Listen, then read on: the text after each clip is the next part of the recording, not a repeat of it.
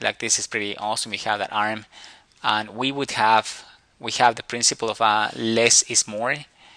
Uh, and again, this belongs only for classical animation, which means that you don't have to draw every single hair right there, because you don't need it. And something happens in the drawings that, like, once you add hair, like every single little hair, the appeal goes down for some reason. So we just try to keep, if I was going to draw that arm, I just have something like that, something that I suggest those things, and that would be fine. If you were drawing something more cartoony, that would still be maybe like having a couple of hair plugs like that, and then that's good. Would be something like Charlie Brown, if you see like he has 3 hairs and that's enough. But for something more real, I would just suggest a little things right there. And then this is something that you want to play with the appeal. This is something that the concept is working. This, I'm not sure what that is. A patch, like he's transforming. But then that would be something that you want to make clear what it is. If it's from the same skin, if the skin is actually like falling off, or he seems to have some sort of like an armature. Yeah, yeah, I think to me it's just the hair on this one, if you can make it work. And yeah, the last pass on this one again would be just bringing this into that production design level so it can be replicated. um, this line, for instance, right there, you are having a tangent line, meaning that this and that, they're in the same spot, and that kills depth. So you're not sure which foot it's on, which toe it's on front, if it's this toe or if it's the other toe. So that's something to look for. Yeah, and then like once you get the foundation going, like all this depth, it'll be also good. I like the pose better. One thing we wanna do always is like drawing from a 3/4 angle right here, and then you get that mass. But you just notice the way that I'm drawing this one, that I'm just building that. I'm trying to find those shapes. So this would be more like a cylinder, and then the head would attach right here, and then the neck goes down, and then I have the face right here. So these are my construction lines, and then from this one I can build that arm, and then that big muscle right there. So what I'm basically doing, I am building this guy, and also bringing a 3D quality, and then just drawing more construction lines for that 3/4 angle, and then drawing more lines for me to see where that would be.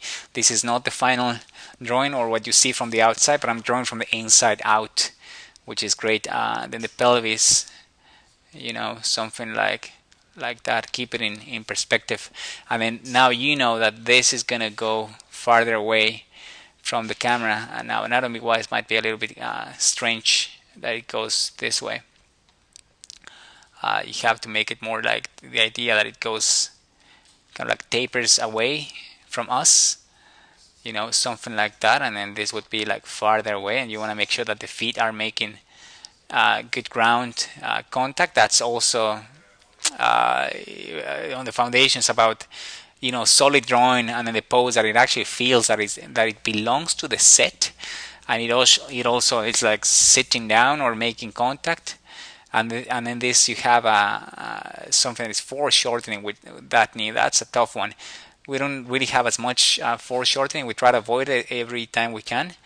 But if you want to keep it like that, you just need to have those proportions, having depth with this one, what's in front of what. And then this, if you could build that foot like, the toes are right there, but then the heel, you have it somewhere there. So I'm not really understanding that shape. So it really just little things. The concept's awesome. I think it's just a matter of just bringing, this arc like that, and then building that. in a way that just feels more like, okay, this guy's coming to me. It's getting closer to the camera, and then having stress lines, that show some tension. I might be opening that tail just to have a better silhouette, that it might be going down to the ground, and if it's going down to the ground, maybe you're going to block that, so it actually feels that it's making contact. So if I clean it up with my, what would it be? Let me just make it red. So yeah, the face is going to be like somewhere here, and then since I have the construction lines, I can see it better. And this just attaches to that neck right there for the creature, and a bit more of a chin right there. Yeah, and then you see like my line right there just gives me where's the chest, and then the chest, because I'm drawing through, I can see all that. And here just the lines that we need, and then just thinking about contrasting the lines that you need to have that are showing some curve, and then the lines that need to be showing some strength. Yeah, so here it would be the just a matter of cleaning that drawing, and you want to show that this is in front of that, and this is in front of it, because that leg's actually going away.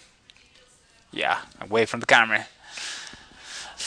Yeah, so I'm just deconstructing your concept, and once you have it like that, then you can build on top. Let me see if I have time for one more, if you have any other drawings right here. I think I only have 4. Yeah, and then this is, yeah, we have a lot of things for props, which is awesome. These ones are like physical props that you have right there, I'm guessing, unless you have it right there that it's real. You have a sword. Oh wow, that's huge. My gosh, that's amazing. Yeah, that's awesome.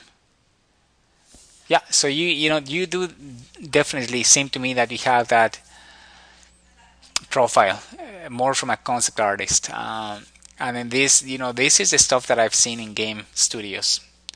So it seems a right fit. Let me just go back and to the design. So yeah, so let's see photography. Let's see what I can see.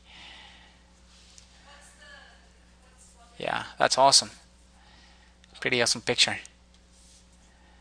Jellyfish, and then this one. Yeah, good composition. We have a lot of things in composition. This one's great. I like the horizon line, the height, the weight and the balance with that huge rock. That's awesome. Is this you? I don't know you, but only one of the only picture I own. Oh, it's you. Awesome. That's awesome. And then the last one, what would it? Okay. Yeah, so pretty cool stuff. So yes, I think you would benefit, from any course. I'm not trying to sell the school here. If you come with us, it's awesome. But I do think that if you go through those foundations, your art's going to be way better. You have the concepts, you just need to make them more appealing and bring them to that professional level that we are used to seeing in studios. Alrighty, so if you have any questions, you know where to find me. Alrighty, ciao.